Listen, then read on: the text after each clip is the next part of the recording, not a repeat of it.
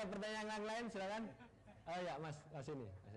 Saya dulu sekitar 10 sampai 15 tahun yang lalu, ketika saya sholat Jumat di Masjid Mas Agung, setelah sholat Jumat itu ada tanya jawab. Lalu khotib itu bilang poinnya masalah ukhuwah Islamiyah. Dia bercerita di Jogja. Waktu di Jogja itu ada orang Islam miskin, sakit, dia pinjam uang ke kanan kiri, nggak ada ngasih. Nah, kira-kira kemudian datang orang yang berjubah putih. Ibu, anaknya kenapa bu? Sakit, dibawa ke rumah sakit.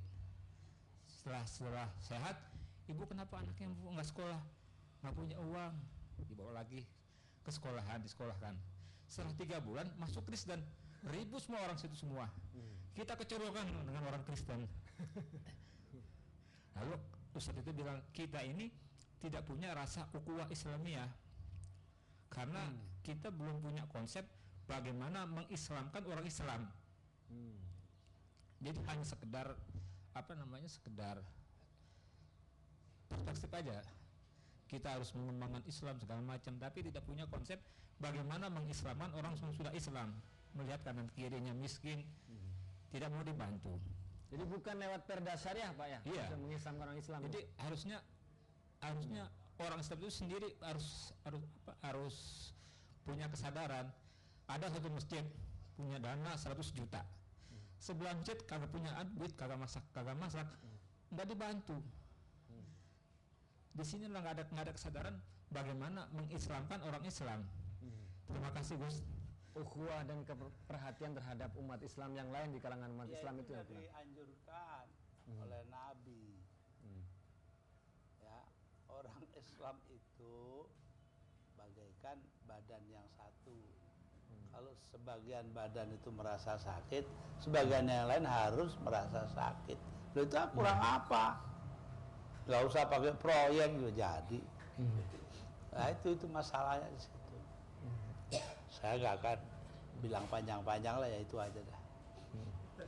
Ya, Mas Rum, saya ada pertanyaan untuk Mas Rum. Tadi ada 3 kelompok dari perda syariah ya. Tapi Mas Rum tidak menyebutkan misalnya ada perda yang juga yang serupa dengan jinayat, dengan hukum-hukum pidana dalam hukum Islam seperti cambuk dan juga seperti rajam. Apakah itu juga luput dari pengawasan penelitian Mas Rum? Sekarang ini kontestasinya itu bukan hanya di perda, tapi juga undang-undang, peraturan-peraturan di tingkat nasional.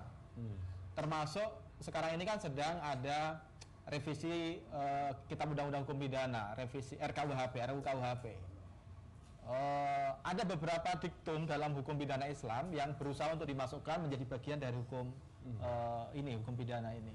Termasuk misalnya tentang penodaan agama, kemudian hukuman tentang zina segala macam, itu dimasukkan dari hukum jinayah yang ada dalam Islam. Sekarang menjadi ruang kontestasi yang luar biasa. Jadi ruang kontestasi memasukkan hukum Islam ke dalam hukum negara itu bukan hanya melalui perda, tapi juga melalui hukum nasional, terutama yang terkait dengan hubungan Islam dan Kristen. Ini luar biasa. Misalnya bunyinya undang-undang tentang perlindungan anak, tapi di dalamnya juga ada masalah agama. Misalnya orang yang berbeda agama itu tidak boleh mengadopsi anak, misalnya anak Islam tidak boleh diadopsi oleh orang Kristen. Makanya di Indramayu itu ada 3 orang ibu guru sekolah minggu yang dia dihukum, dimasuk penjara gara-gara ini. Perlindungan anak. Undang-undang perlindungan anak yang tidak memperbolehkan mengadopsi orang yang berbeda agama. Ya, saudara, dimanapun Anda berada, tetap setia bersama acara Kongko bareng Gus Dur.